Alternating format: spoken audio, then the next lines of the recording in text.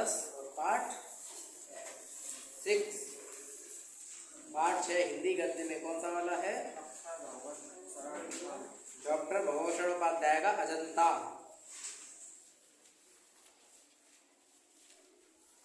आज बात करेंगे किसके बारे में?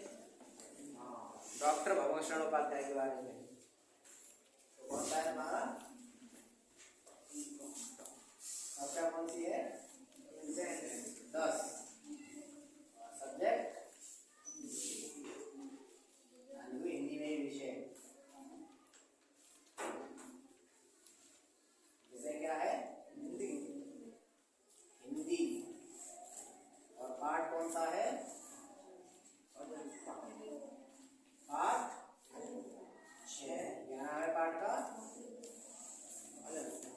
अजंता। लेखक कौन है? डॉक्टर भवभूषण उपाध्याय। लेखक है डॉक्टर भवभूषण उपाध्याय। अच्छा बात है, दा आज पहचान में तो आ रहा होगा ना? डॉक्टर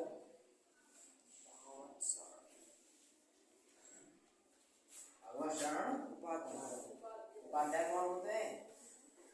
पंडित। कौन होते हैं? डॉक्टर भवभूषण उपाध्याय। तो सबसे पहले हम किसके बारे में बात करेंगे? इनके जीवन परिचय के बारे में बात करेंगे। किसके बारे में बात करेंगे? जीवन परिचय के बारे में। तो चलो पढ़ते हैं, किताब खोल के और किताब में देखेंगे। डॉक्टर भवभूषण उपाध्याय का जन्म सन 1910 ईस्वी में। जन्म कब हुआ था इसका? 1910 ईस्वी में। जन्म 1910 जन्म सन 1910 ईस्वी में बलिया जिले के उजियारीपुर गांव में हुआ था। कहाँ पे हुआ था? इनका जन्म स्थान कौन सा हो गया? आप भी अपनी कॉपी निकाल के और कॉपी में लिखते जाओ साथ के साथ। जन्म स्थान कौन सा? बलिया। अरे शोर मत बचाओ। बलिया जिला। कौन सा गांव था? उजियारीपुर गांव। उजियारीपुर गांव हो गया का जन्म स्थान। उजियारीपुर गांव में हुआ था। इनकी प्रारंभिक शिक्षा यहीं पर हुई। कहाँ पे हुई? यहीं पे हुई। प्रारंभिक शिक्षा किसको बोलते हैं? जो शुरुआत में शिक्षा होती है। शुरुआत में कौन सी शिक्षा होती है? 1 2 3 4 5 जो भी पढ़ते हैं वो कहाँ पे पढ़े? यहीं पे पढ़े। शिक्षा यहीं पर हुई। उन्होंने बनारस हिंदू विश्वविद्यालय से प्राचीन इतिहास विषय में MA किया। क्या किया इन्होंने? MA किया। तो देखो यहाँ लिखेंगे शिक्षा। क्या लिखेंगे? शिक्षा। शिक्षा क्या हुई उन्हें? प्राचीन इतिहास में। कॉपी पर सब लिख लेंगे। प्राचीन इतिहास में क्या किया? MA। ये क्या होता है? Master of arts. इसका प्रभाव क्या होता है? Master of arts. कहां से किया? BHU से। BHU बनारस हिंदू विश्वविद्यालय यानी यूनिवर्सिटी। बनारस हिंदू विश्वविद्यालय से।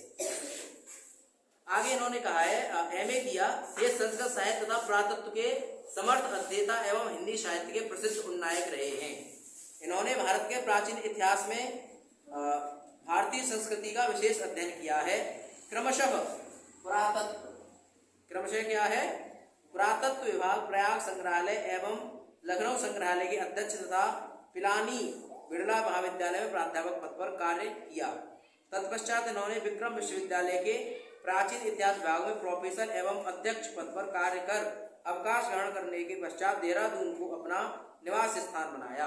कहाँ पे चले गए? फिर देहरादून चले गए। फिर बलिया में ये नहीं रहे। कहाँ पहुंच गए? देहरादून में। भारत के प्रतिनिधि रूप में ये मॉरिशस में कार्यरत थे। कहाँ पे कार्यरत थे?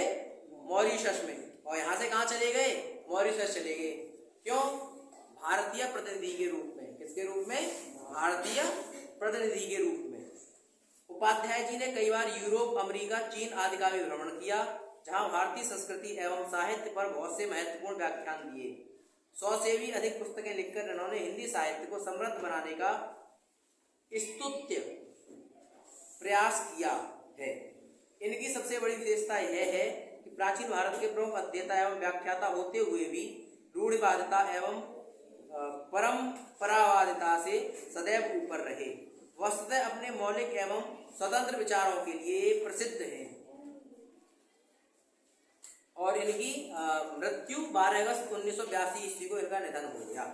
ये मरे कब? यहाँ लिख देंगे मृत्यु। ये क्या हो गया? यहाँ से ये हो गया जीवन परिचय। क्या हो गया? जीवन परिचय।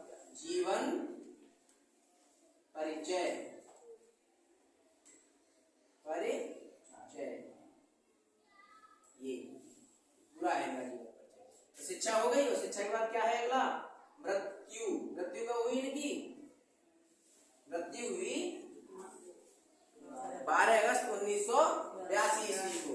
मृत्यु हुई 12 अगस्त 1982 ईस्वी, ये मृत्यु हो गई। तो बस ये तुम्हें याद अगर हो जाए तो समझ लो जीवन परिचय पूरा लेखक का याद हो गया।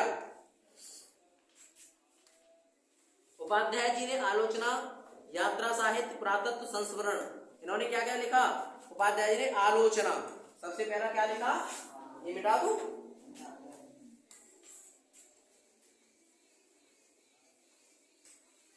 इन्होंने लिखा क्या क्या? तो पहला है इन्होंने आलोचना के बारे में लिखा। कैसे बारे में लिखा? आलोचना। अब आलोचना क्या होती है जानते हो? आलोचना होती है किसी की बुराई करना। जैसे मान लो ये है गगन। गगन ने कहा ईश्वर नहीं होता।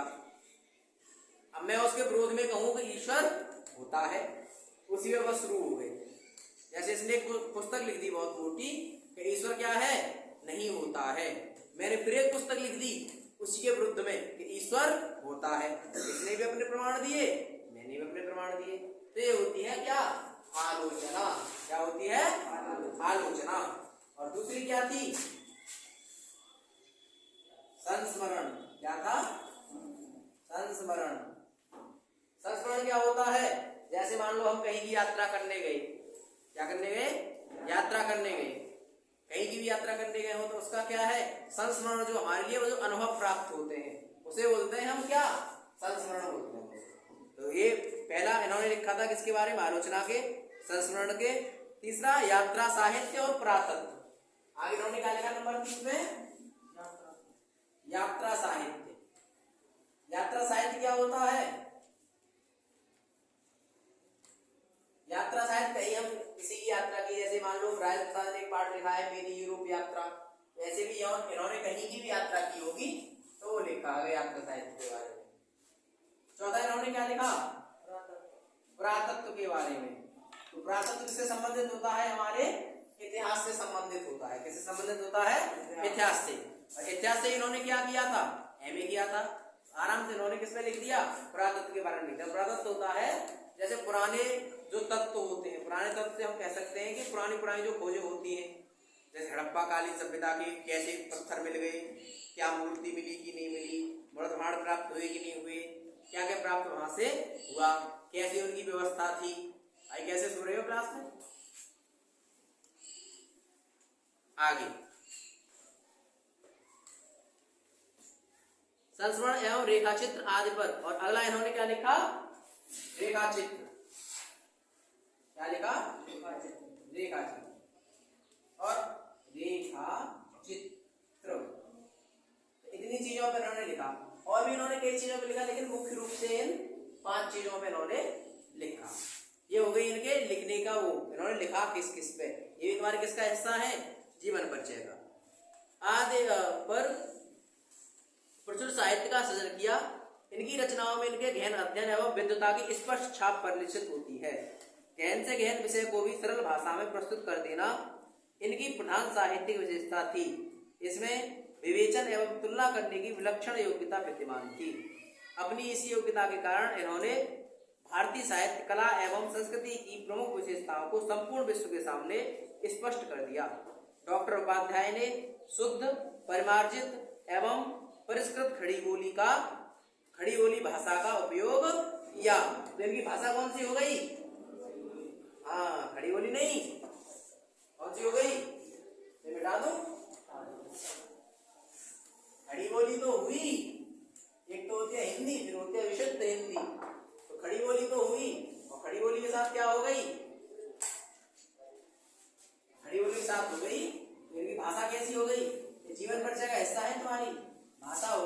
परिष्कृत, क्या हो गई? परिष्कृत क्या? खड़ी बोली। खड़ी बोली में बिंदी लगाई जाती है, यहाँ लगाई जाती है। दो तरह के अणा बनते हैं, एक ऐसा वाला अणा और एक बनता है ऐसा वाला अणा। गाड़ी के बाद ये वाला अणा आता है, ये अणा होता है। तो खड़ी बोली कौन सा अणा बनाएंगे?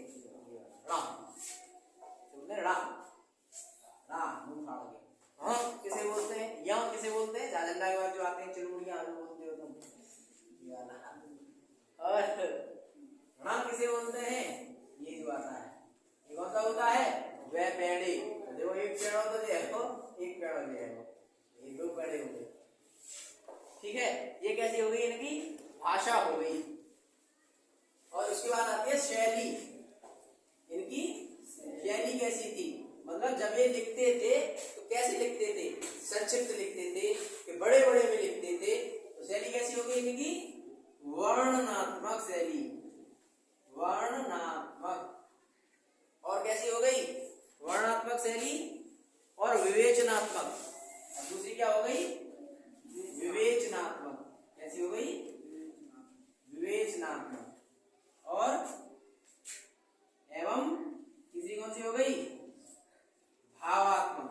कैसी हो गई? भावात्मक। ये देखो मैं कहा ऐसा बना देता हूँ यूं करके, ऐसे ऐसा बनना चाहिए लेकिन ऐसा ना है। काफ में समझ में आएगा कि नहीं? ये का है, ये कैसी हो गई? इनकी शैली हो गई। ये काटते जाएंगे जीवन परिचय साथ के साथ। उसके बाद कहां पहुंच गए हम? इनमें विवेचन एवं तुलना करने की विलक्षण योग्यता विद्यमान थी। इनकी इसी योग्यता के कारण इन्होंने भारतीय साहित्य, कला एवं संस्कृति की प्रमुख विशेषताओं को संपूर्ण विश्व के सामने स्पष्ट कर दिया। डॉक्टर उपाध्याय ने शुद्ध, परिमार्जित एवं परिष्कृत खली बोली भाषा का प्रयोग किया है। भाषा का लालित इनके गंभीर चिंतन और विवेचन को रोचक बनाने के लिए बनाए रखता है। सभी भाषा में प्रभाव और बोधगम्यता की निराली छटा है। इनकी शैली तथ्यों के निरूपण से युक्त, कल्पनामयी और सजीव है। शैली कैसी है? कल्पनामयी और सजीव। कल्पना जानते हो? जैसे मान लो हमने समुद्र नहीं देखा, हम कल्पना कर रहे हैं अच्छा इतना पानी होता है, अच्छा इतना पानी होता है। अब कावड़ से कह दी इतना बड़े जहाज होता है एक गांव बराबर, अच्छा इतना पानी होता है एक गांव बराबर जहाज आ जाता है वहां में। तो ये क्या है? हमारी कल्पनाएं हैं। मतलब जो चीज हमने नहीं। ये बच्चे क्या कर रहे हो आप?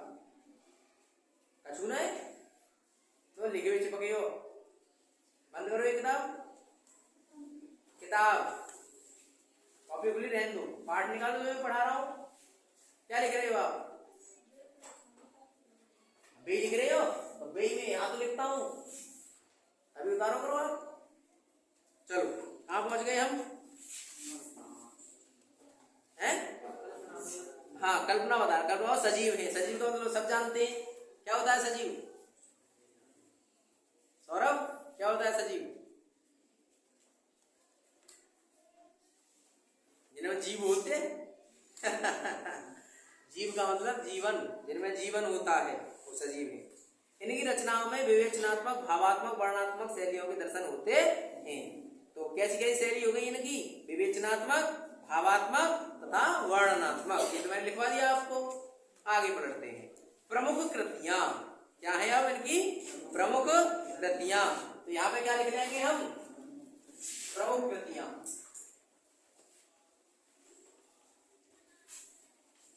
प्रमुख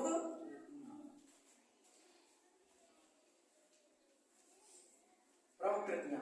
देखिए प्रमुख कृतियां कौन कौन सी हैं भाई?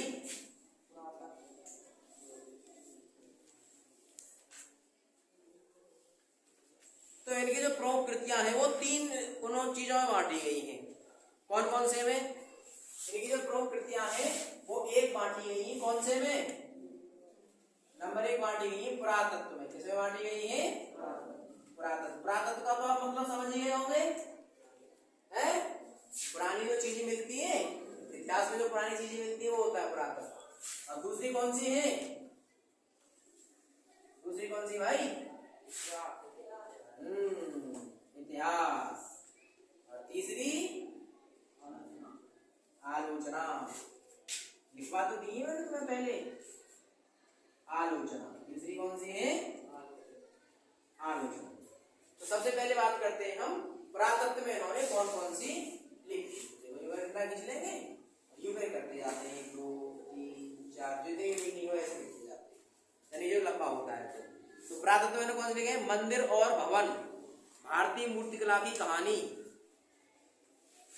पहला कौन सा लिखा है?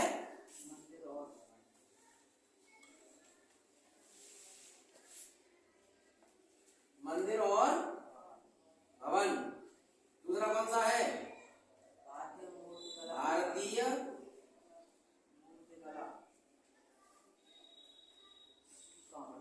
मूर्तिकला की कहानी। तो नीचे लिख देता हूँ, फिर इसके नीचे आएगा मतलब कहानी।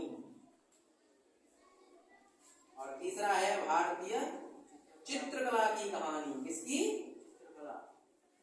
चित्रकला की। अच्छा, तो लिख तो समझ में आ रहा है ना? चित्रकला की कहानी। और चौथा कौन सा हो गया? कालिदास का भारत। ये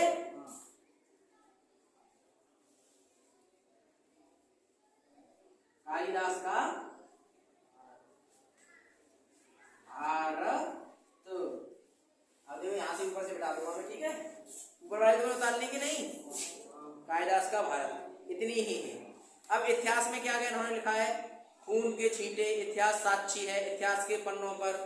और कौन से लिखेंगे इन्होंने? नंबर 1 लिखिए खून के क्या? छींटे। दूसरा कौन सा लिखा है? इतिहास क्या है? साक्षी। साक्षी जानते हो? साक्षी जानते हो? है गवाह। देखो बॉबी हमारा कैसे सो गया, इसके सर पर रख दे पैर, नहीं सुधरेगा। इतिहास साक्षी है। तीसरा क्या है? इतिहास के पन्नों पर। तीसरा क्या है?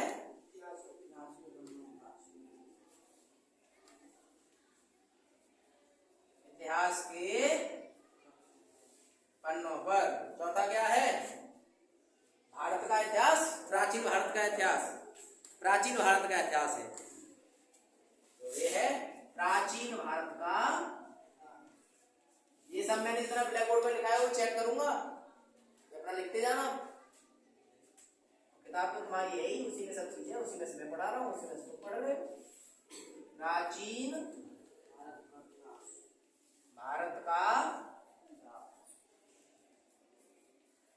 इतिहास। अगला कौन सा है? साम्राज्यों का उत्थान पतन। साम्राज्यों के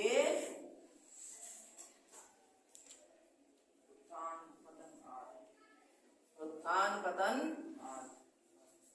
आदि।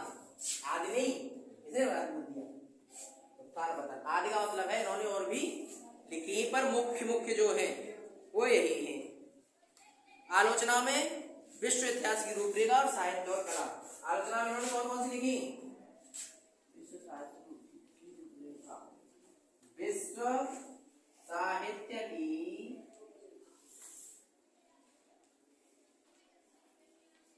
रूपरेखा। दूसरा क्या लिखा? साहित्य का साहित्य और कला। क्या लिखा? साहित्य और कला। साहित्य और कला। एक और लिखा था क्या? यात्रा वृत्तांत। चौथा क्या था? यात्रा वृत्तांत, यानी कहो यात्रा करने गई, कहीं भी गई तो इन्होंने क्या कर दिया? यात्रा का वृत्तांत बताया कि उन यात्रा में हमें कैसे कैसे अनुभव हुए। कलकत्ता से पीकिंग और सागर की लहरों पर। पहला कौन सा है? कलकत्ता से कहां तक? पीकिंग।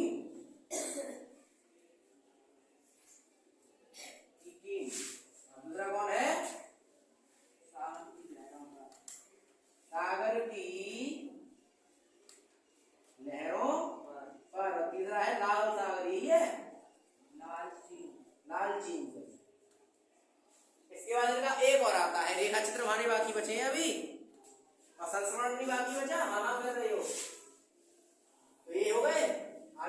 अगला इनका क्या था?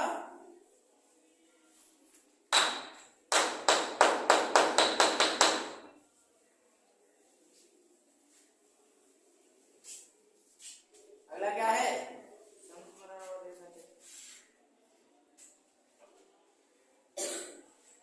संस्मरण